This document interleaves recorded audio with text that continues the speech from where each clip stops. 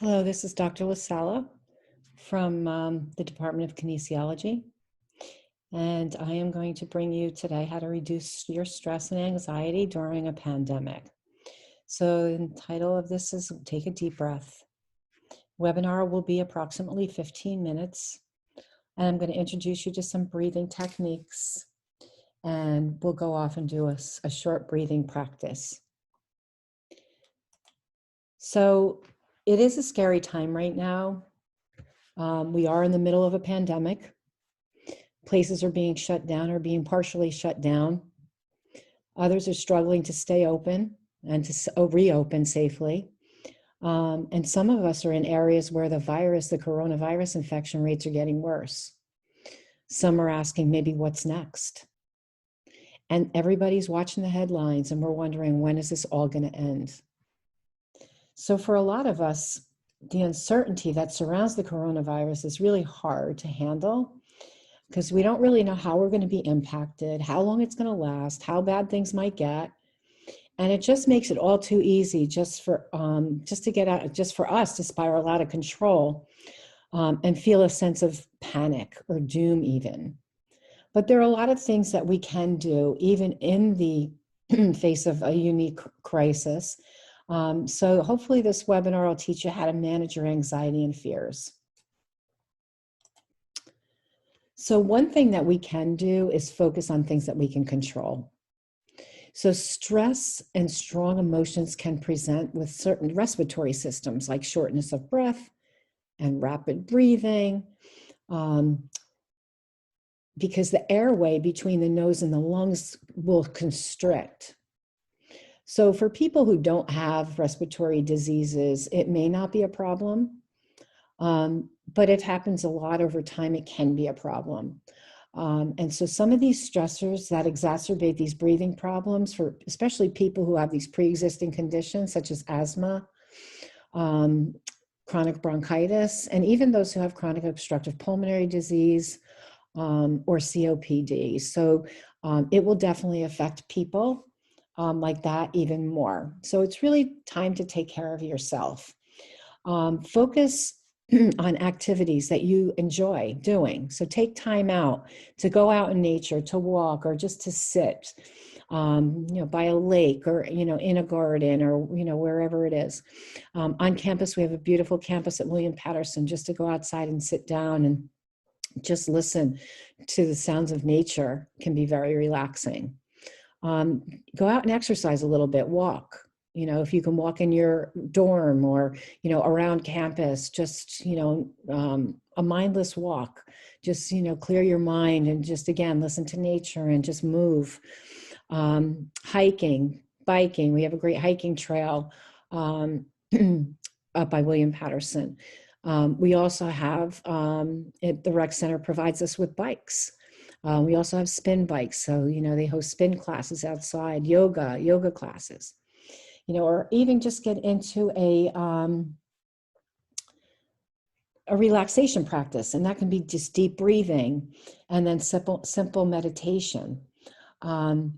So just doing these can really give you good benefits for just a short amount of time that you would need to put off to the side every day just for yourself. So breathing is automatic. And it's controlled by the respiratory centers in the brain, so that when we're feeling stressed out, our breathing rates and patterns changes. And this happens as a result of the stress or fight or flight response. And what that does is it elevates our heart rate, can elevate our blood pressure and our respiratory rate. Our breathing also gets short and shallow, so we don't breathe all the way into the belly as we're supposed to. But the good thing is we have the power to change that. So we can control our own breathing. And we've seen that certain studies have shown that just controlling your breathing can help you to manage stress and other stress-related conditions. So breath control is also used in such practices, such as yoga, Tai Chi, and different forms of meditations. So breathing is really to absorb oxygen, so to bring in oxygen to the body, right? So it's got to nourish all the tissues and the organs. And then we expel carbon dioxide through the movement of the lungs. And then there are a lot of muscles that control the movement of the lungs. So we have the diaphragm and other muscles between the ribs. So when a person is under stress, like I said, their breathing pattern changes. So an anxious person is going to take those small, shallow breaths, and they use their shoulders rather than their diaphragm to move air in and out of their lungs. And what happens with this type of breathing is it disrupts the balance of gases within the body. So that shallow overbreathing or hyperventilation can prolong feelings of anxiety by making those physical symptoms that you have even worse. So controlling your breathing can help to improve some of these symptoms. So the relaxation response, and we know there has been a lot of research to show that it reduces the stress hormones in the blood. It improves function of the immune system. It increases energy. It increases our feeling of just being calm and relaxed. So we have some breathing techniques that we're going to go over. So today we're just going to go over the belly breath. We're going to go over the belly breathing or the belly breathing today. But there are other forms of breathing, and one is called Durga Pranayama, or a complete breath. There's another one called Nadi Shodhana, alternate nostril breathing, Ujjayi breath or ocean's breath, Bhastrika, which is called energizing breath. But today, like I said, we're going to go over belly breath. And I want you to just find a comfortable place that you can do it. So you can sit down or you can lie down, whatever you'd like.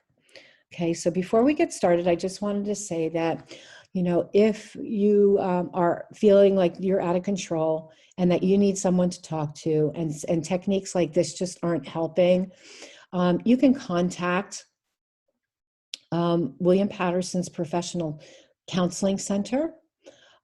It's free, it's confidential, and it's available for you to call, and someone will get back to you immediately. So, don't forget that we have that on campus. Okay, so for now, what I want you to do is I want you to, like I said, get comfortable, either sitting down or lying down. And I would like for you to put a pillow or something under your knees if you're lying down. If you are seated, sit nice and tall so that you have enough space for the air to come in. So you want to bring it in through your nose and down to the belly. And then I want you to put your hands on your belly. So take both hands and put them on your belly. And then what you're going to do is, as you take that deep breath in through your nose, you're going to draw the air towards your lower belly, and you're going to feel your belly expand and rise as you inhale. You're going to hold. So we're going to inhale on a count of 4. You're going to hold on a count of 7. And then you're going to exhale on a count of 8. And you're going to exhale very slowly, and you should feel your hands or your abdominal muscles contract. So we're going to practice this technique. I'm going to put some nice music on, and we're going to try this for a couple minutes. So you want to do this about 3 to 5 minutes several times a day or whenever you're feeling stressed out. But if at any time you feel dizzy or uncomfortable, make sure that you stop and just move about, and probably go out and get some air and keep your feet planted on the ground. Maybe you haven't eaten enough or haven't drank enough water, or it could be due to something else. So just reach out if it persists. So again, all right, so we're going to start putting the hands on the belly, and we're going to begin to inhale on a count of 4. So breathe in through the nose, hold,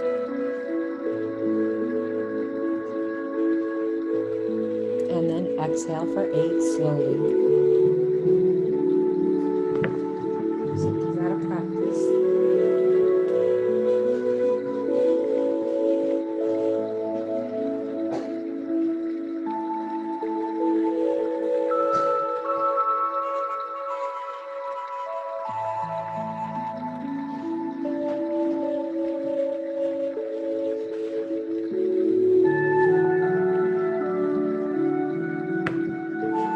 If you lose your pace, Just pick it back up again. So again, inhale for 4. Hold for 7.